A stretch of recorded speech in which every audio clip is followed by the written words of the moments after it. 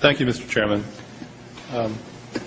Chairman Bernanke, I'm looking at the report that you handed out this morning, and I was wondering if you could take your copy and turn to page 26. Okay. There's a table on page 26 which consists of your balance sheet, and one of the entries on the balance sheet is under assets, central bank liquidity swaps, which shows an increase from the end of 2007 from $24 billion to $553 billion in change at the end of 2008. What's that? Those are swaps that were done with foreign central banks. Many foreign banks are short dollars, and so they come into our markets looking for dollars and drive up interest rates and create volatility in our markets. What we have done is, with a number of major central banks, like the European Central Bank, for example, we swap our currency, dollars, for their currency, euros. They take the dollars, lend it out to the banks in their jurisdiction. That helps bring down interest rates in the global market for dollars. And meanwhile, we're not lending to those banks, we're lending to the central bank. The central bank is responsible for repaying us. So who got the money? To financial institutions in Europe and other countries. Which ones? I don't know. $500 billion, and you don't know who got the money? The loans go to the central banks, and they then put them out to their institutions to try to bring down short-term interest rates in dollar markets around the world. Well, let's start with which central banks got the money. There are 14 of them, which are listed I'm sure they're listed in here somewhere. All right. So who actually made that decision to hand out $1 trillion that way? $500 billion. Who made that decision? The Federal Open Market Committee. Okay. And was it done at one time or in a series of meetings? A series of meetings. And under what legal authority?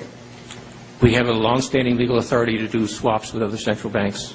It's not an emergency authority of any kind. Anything specific about it?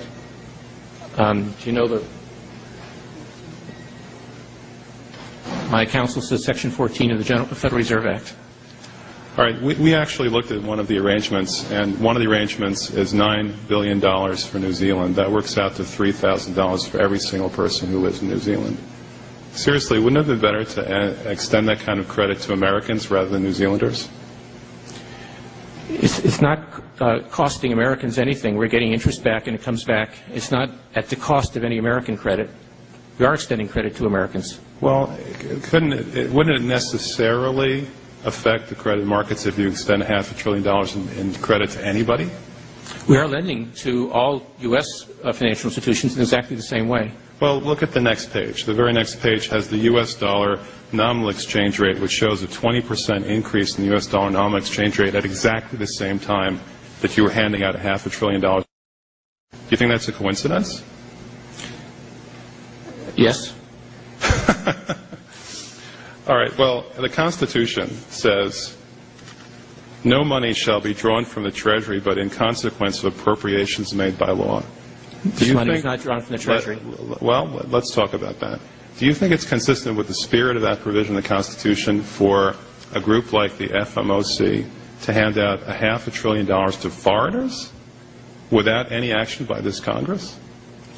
Congress approved it in the Federal Reserve Act. When was that? Quite a long time ago. I don't know the exact date.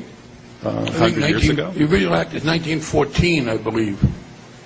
I don't know whether this provision was in 1914 or not, but the Federal Reserve Act was in 1913. All right. And at that time, the entire gross national product of this country was well under $500 billion, wasn't it? I don't know. Is it safe to say that nobody in 1913 contemplated that your small little group of people would decide to hand out $500 billion to foreigners? This particular authority has been used numerous times over the years.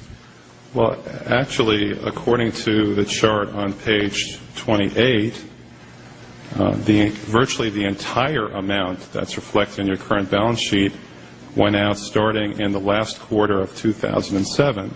And before that, going back to the beginning of this chart, the amount of lending was zero to foreigners. Is that it was zero before the crisis, yeah. This was part of the process, working with other central banks to again, to try to get dollar money markets working normally in the global economy. All right, my time is very limited. The gentleman's More time limited is, than I thought. expired. The gentleman Thank from New you, York. Mr. Chairman. Thank you very much, Mr. Chair.